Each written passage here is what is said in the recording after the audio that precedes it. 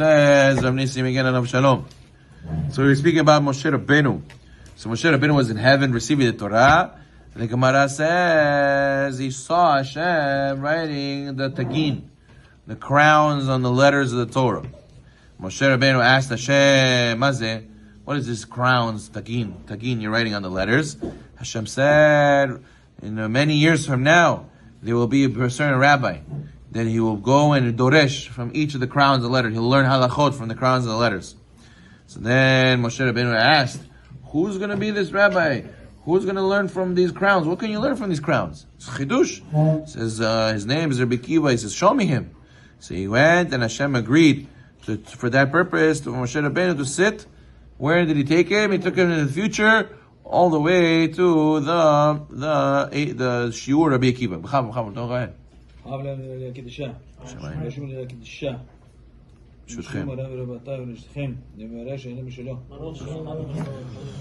So what happened? So Moshe went in the future all the way to Rabbi Akiva's class. He sat in the 18th row. Moshe listened to the shiur, and he didn't understand nothing. The shiur of Rabbi Akiva in the future, Moshe Rabbeinu didn't understand. So one of the students asked about the shiur to the Rabbi Akiva. And he said, Rabbi, where did you get this halacha from? I never heard this halacha. He said, this halacha, Rabbi Akiva said, is halacha leMoshe miSinai. He says, and Moshe Rabbeinu said, wow, I thought I was a nobody. I didn't understand anything. He said, now he says, halacha leMoshe miSinai. Now he gives me credit. So therefore what? Moshe said to Hashem, you have someone like him, smarter than me. I didn't follow the shiur at all. It was so complicated. You're giving Torah through me? Give Torah through him. Why through Moshe Rabbeinu? Give it through Rabbi Akiva.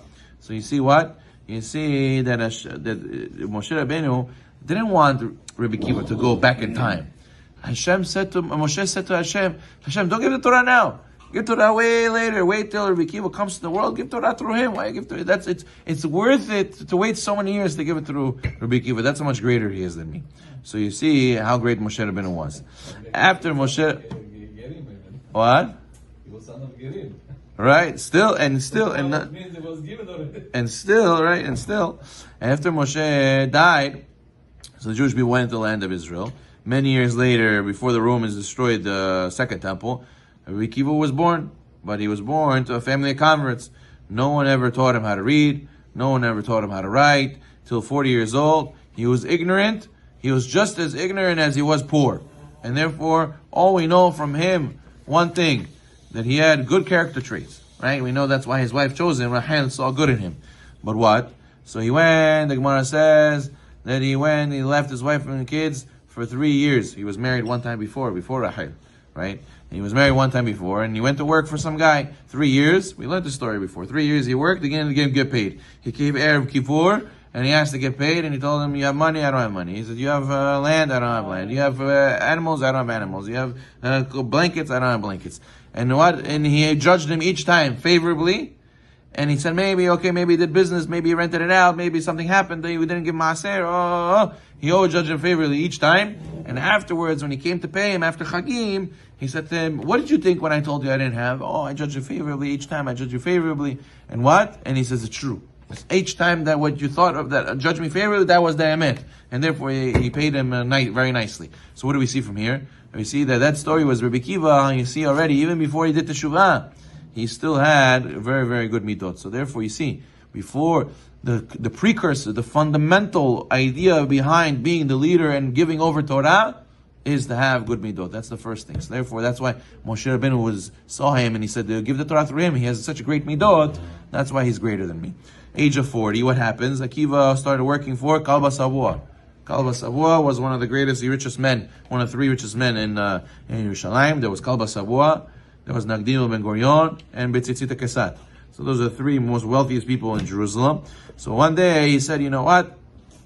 I can't be a shepherd anymore. I'm 40 years old.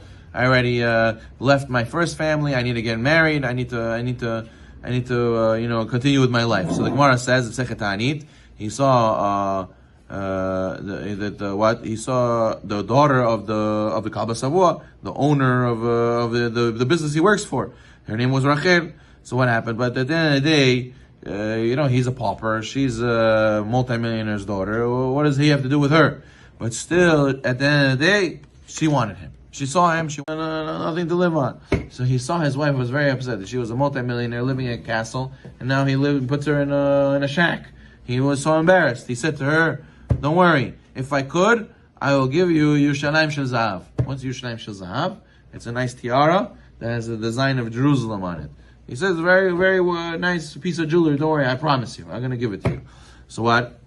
And the Gemara says that Hashem sent Eliyahu Navi to give them chizuk. What did Eliyahu Navi do? He came as a poor man, knocked on their door. He said, please, I have, my wife just gave birth, and I have no straw to put a mattress for her. Do you have some straw? So after they gave him a little bit, Akiva said to Rachel, look what is the zechut we have. Some people don't even have straw. And look, we have straw. You understand? So Hashem gave him like a chizuk, like look, at least you're better than some people, right? So why didn't Hashem send Eliyahu Navi with money or a mattress? Why did Hashem send Eliyahu Navi just to take things away from him? So you have to realize that it's not about having things. It's what makes you happy or not. That's the lesson this is teaching us. It's about your perspective. Meaning, you can have everything, you feel like you have nothing. You have nothing, you feel like you have everything. Why? Because I have what I need. Meaning, people a lot of times think I have to have this in order to be happy. And Eliyahu Navi said, look, there's a guy who doesn't have. Can you give us? Wow, you see? They don't have and we have. So already I'm happy. Already I feel better. So it's not about what you have. It's about if you appreciate. A person should always look at the people beneath him. He doesn't have a car, I have a car. He doesn't have a house, I have a house. You passed by the other day, you see all the restaurants, they build that little thing to eat outside in. And you remember in COVID, they put on the street, a little outside place to sit and eat.